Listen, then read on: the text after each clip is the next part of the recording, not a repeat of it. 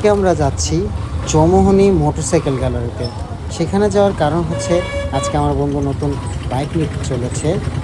অবশ্য ও আমাকে দুপুরে কল দিয়েছিল যে আমি অফিসে গেছি কিনা বা ফ্রি আছি কিনা। যেহেতু আজকে আমি অফিসে যাইনি, ফ্রি ছিলাম, সো বললাম যে হ্যাঁ ফ্রি আছি। ও বলতেছে আমি নতুন বাইক নিতে যাব, আমার সাথে বিকালে যাই। সো আমি বললাম যে ঠিক আছে, তাহলে বের হওয়ার আগে কল দিস। আমি একটু বাইরে গেছিলাম, ও কল দিছে, কল দেওয়ার পরে বাসায় আসলাম। এসে রেডি হয়ে এখন বের হলাম। এখন যাচ্ছি হচ্ছে যে মুক্তিযোদ্ধার দিকে। সেখানে ওরা ওয়েট করতেছে আমার জন্য, অনেকক্ষণ যাবত দাঁড়িয়ে আছে, বারবার কল দিচ্ছে। যেহেতু বের হইতে একটু লেট হয়ে গেছে, তাই একটু তাড়াহুড়া করেই মানে চালাচ্ছিলাম গাড়ি। এখন হচ্ছে যে আমাদের মানে এলাকা থেকে বের হচ্ছি।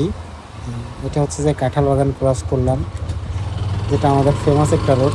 এটা এমন একটা রোড যেখানে মানে যে কোনো পরিবেশের মধ্যে এই জায়গাটা একটু ঠান্ডা থাকে সবসময়। এক পাশে পাহাড়, আরেক পাশে হচ্ছে যে খোলা মাঠ টাইপের আর প্রচুর গাছপালা আছে, যার কারণে পরিবেশটা একটু ঠান্ডা থাকে। এখন এটা হচ্ছে যে পাশে আমাদের স্কুল ছিল, স্কুল ক্রস করে আমরা এখন যাচ্ছি, জামতলা চলে আসছি। এখান থেকে হচ্ছে যে আমরা মুক্তিযোদ্ধা গিয়ে ওদের সাথে কথাবার্তা বলে দেন হচ্ছে যে বেরোয় যাব। যেহেতু আজকে এমনিতে আমাদের বাইক কম, হয়তো সবাই যেতে পারবো না। দেখি কি করা যায়, আগে ওইখানে যাই, তারপর দেখা যাক। দেখতে দেখতে আমরা চলে আসলাম মুক্তিযোদ্ধা এলাকায়। এটা হচ্ছে মুক্তিযোদ্ধা এলাকা। আর আজকে এখান থেকে ওয়েদারটা খুব সুন্দর লাগতেছে, একটু ঠান্ডা ঠান্ডা আছে, বৃষ্টি বৃষ্টি ভাব ছিল, সকালে অবশ্য বৃষ্টি হয়েছিল। হ্যাঁ, দেখেন আমার লেট হয়েছে, সবাই ওয়েট করে আছে আমার জন্য। কই যাবো? ফাইনালি কথাবার্তা বলার পরে হচ্ছে যে ওরা ডিসাইড করলো একজন আমার সাথে যাবে, আর বাকিরা মানে সিএনজিতে করে আসবে আর কি। অলরেডি একজন চলে গেছে, ফোরভি ছিল, রানা আমার বন্ধু। উনি, ওনার নামও প্রায় সেম আমার মতোই।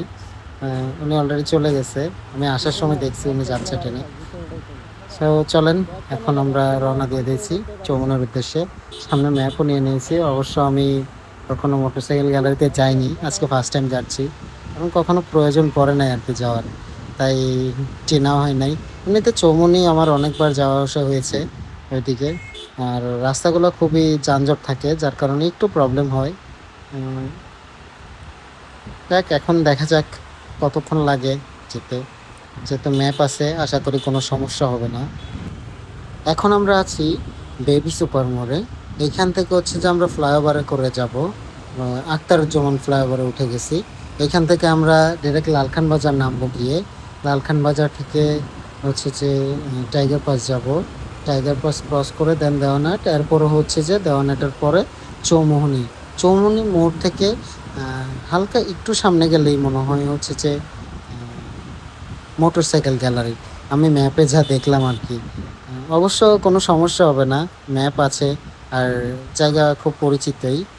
আশা করি সমস্যা হবে না, পৌঁছে যাব, খুঁজে বের করে নিই। আছে না বন্ধুরা, আধার নাম্বার আছে? আছে, এটা আমাদের বড় ভাই। পোলাপাইন চলে আসছে সামনে। আসসালামু আলাইকুম। ফাইনালি আমরা ইয়ামাহা শোরুমের ভেতরে আছি, মোটরসাইকেল গ্যালারিতে। এখানে সব ধরনের বাইক রয়েছে, এর মধ্যে নজর কেড়েছে আমার এই যে MT-15টা, ব্ল্যাক কালার ছিল। আর এখানে হচ্ছে যে এই ছোট্ট একটা ছেলে ছিল, বাইক নিয়ে খেলা করতেছিল। আর এই হচ্ছে যে সেই যে বাইক, যার জন্য বাইক নিতে এসছে। ফাইনালি আমরা টাকা গোনা শুরু করে দিছি। যেহেতু অনেক টাকা একা গুনতে পারবে না, তাই হচ্ছে যে আমাদেরকে নিয়ে আসছে টাকা গোনার জন্য। এখন আমরা টাকা গুনতেছি। টাকা গোনা শেষ করে আমরা কাউন্টারে চলে আসলাম।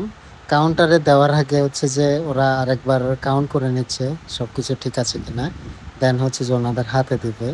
দেওয়ার পর ওনারাও একটা কাউন্ট দিবে। এই যে ওনারা এখন কাউন্ট দিচ্ছে সব কিছু ঠিকঠাক আছে কিনা, আর সবাই ওয়েট করতেছে। টাকা দেওয়ার পর হচ্ছে বাইক যার নামে হবে তার একটা সিগনেচার করা লাগে। সেই সিগনেচারটা দেওয়ার পর আমরা চলে আসছি ইয়ামাহার সার্ভিস সেন্টারে, যেখানে হচ্ছে যে আমাদের গাড়িটি আনবক্সিং করা হচ্ছে এবং সকল পার্টস মানে লাগিয়ে দেওয়া। ফাইনালি আমাদের গাড়িটি রেডি হয়ে গেছে বাসায় নিয়ে যাওয়ার জন্য।